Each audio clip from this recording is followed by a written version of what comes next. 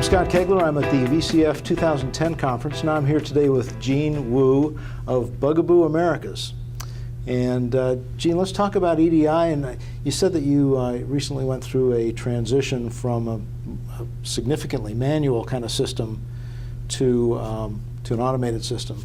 Correct. So let's start with why. The basic premise was to integrate our entire global divisions onto one ERP. Okay.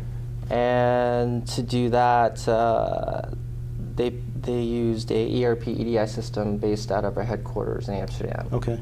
And that was a direction that we needed to do in order to synchronize all of our global divisions. All right. So you're all common ERP system obviously gets the accounting and the all of the data in the same place at the same time. That's correct. Okay. Yeah.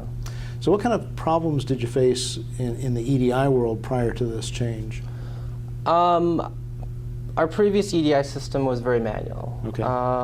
We had timing issues. We had, and again, since it was manual, we had manual entry errors in terms Right. of sending the accurate ASN and sending an ASN that was on time. And it was all systematic. Right. So we had to design a way where we had to eliminate those issues. And basically, by discussing the issue with our global team, our IT team and I were able to come up with a way where we can automate the 856 as well as automate the 810. Okay. With certain rules and conditions. And again, like most of these issues we already had previously in our old ERP system, so it was easy to identify what we needed in our new EDI system. And so having either a late or a mismatched ASN, I mean that's actually money, right? Because you get dinged for. Yeah, I mean if you send even if you send like a $80 item, it's $150 fee depending on which retailer you deal with. Right, so you're losing money. Yeah. Right. So the issue needed to be resolved with our new EDI system. Okay. And as well as other things too. Right. So the transition from the actual installation until you do a go live, what kind of timing was there in that? Well, we had some timing issues in terms of trying to go live within 3 months. Okay. And the issue was the issues were that the EDI team was in Amsterdam, and they were not familiar with the U.S. retail market in terms of how they do EDI. So the learning curve of what a 940 was versus a 945 versus an 856 and 810 were different in terms of how they use them and when they use them. So I know one of the themes of this conference even is the face-to-face. I mean, this is a conference where you get together with your counterparts on the other side of the trading partner relationship.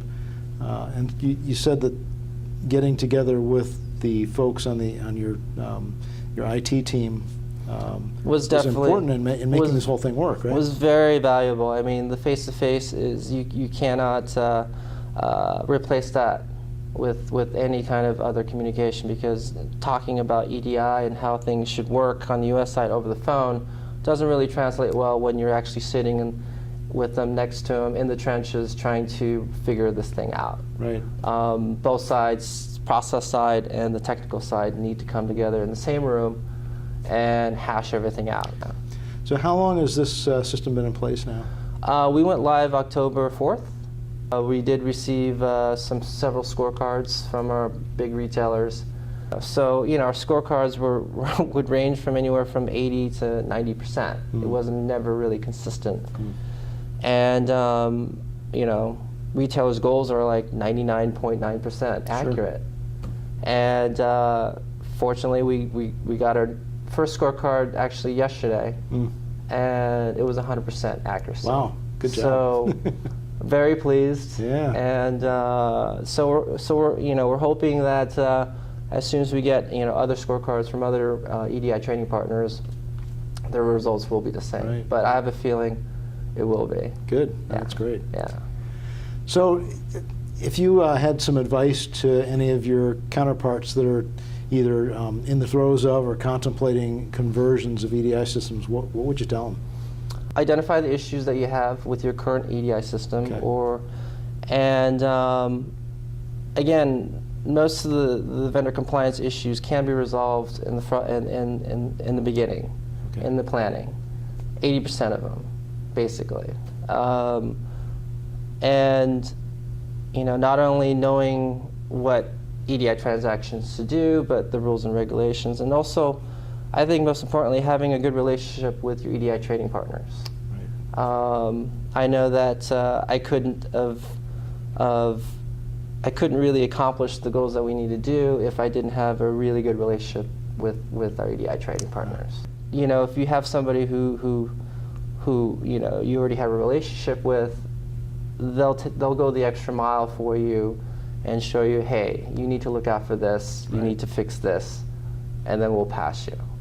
And that takes a lot of work away from you, and it focuses your team on fixing the issue and moving on. All right. Well, Gene, thanks a lot. Thank you. I appreciate the time, and we'll see you at the next one. Yes. Okay. Thank you. All right, great.